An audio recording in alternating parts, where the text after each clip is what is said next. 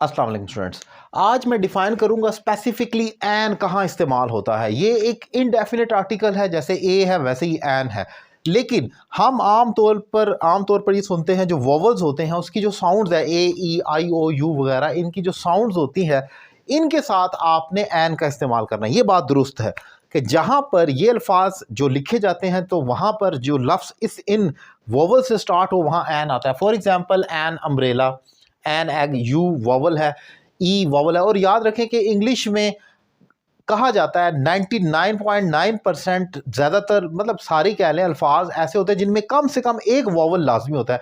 कुछ ऐसे अल्फाज एक्सेप्शनल ज़रूर हैं, वो एक पहेली की तरह पूछे जाते हैं जिनमें वॉवल ना हो, वरना कम से कम छोटे से छोटे लफ्ज़ में भी एक वॉवल लाजमी होता है, ए ई आई ओ यू का। खैर, टॉपिक से वापस आते हैं। अब कहा जाता है कि जो वॉवल की साउंड वाले हैं, जैसे कि एन अम्ब्रेला, एक अम्ब्रेला कहना है तो आ नहीं कहना, एन अम्ब्रेला कहना है।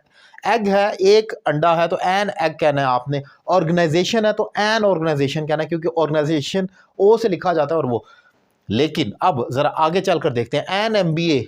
हम अब ये तो वॉवल से स्टार्ट नहीं हो रहा एम, फिर भी हम एन लगाएंगे, क्यों, सवाल है।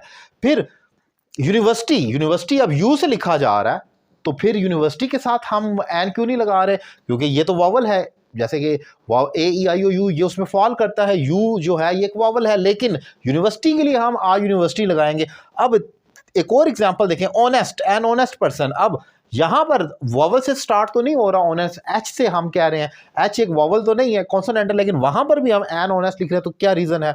अब ज़रा इस चीज़ को समझ लें, 2 पॉइंट्स हैं इसको समझने के जो मैं डिफाइन करूंगा। पहले ज़रा मैं इसको नंबर 1 पॉइंट आपको समझा दूं, उर्दू में समझ लें। उर्दू वाले स्टूडेंट्स के लिए एक लॉजिक ये दी जाती है कि कई लोगों को मालूम होगा और कई को नहीं मालूम होगा, इसलिए मैं इसको रिपीट कर रहा हूं कि जो लफ्ज़ उर्दू में अलिफ से लिखे जाते हैं उनके साथ एन लगाना होता है 100%।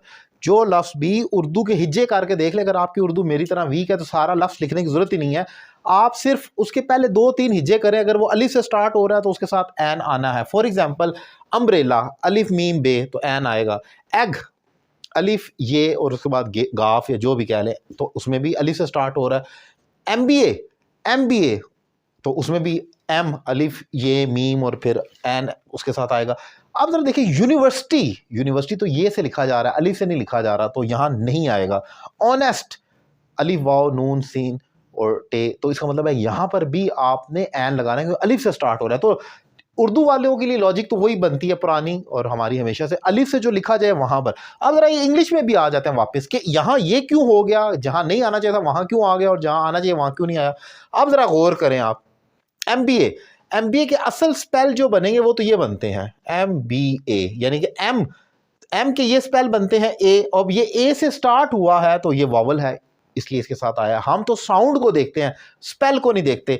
यूनिवर्सिटी, यूनिवर्सिटी के साथ क्यों नहीं आया, आप जरा देख लेते हैं। यूनिवर्सिटी के ये स्पेल बनते हैं यू और उसके बाद एन आई, यानी कि पहला लफ्ज़ है यू और यू के स्पेल हैं वाई से, तो यहां पर भी इसलिए नहीं आया। ऑनेस्ट, ऑनेस्ट के साथ आपने इसलिए लगाया क्योंकि उसकी sound O N E S T बनती है, यानी कि साउंड को देखें वो ओ से स्टार्ट हो रही है और ओ एक हमारा वॉवल है। सो ये इंपॉर्टेंट पॉइंट है समझने का कि एक तो सबसे पहले आपको पता है ए ई आई ओ यू के साथ आता है, लेकिन ये हमेशा दुरुस्त नहीं होता, कुछ एक्सेप्शनल केसेस होते हैं।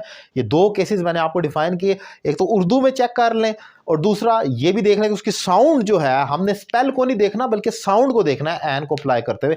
इंपॉर्टेंट पॉइंट है जो मैंने डिफाइन किया। उम्मीद करता हूँ लेक्चर आपको पसंद आया होगा। Thank you very much.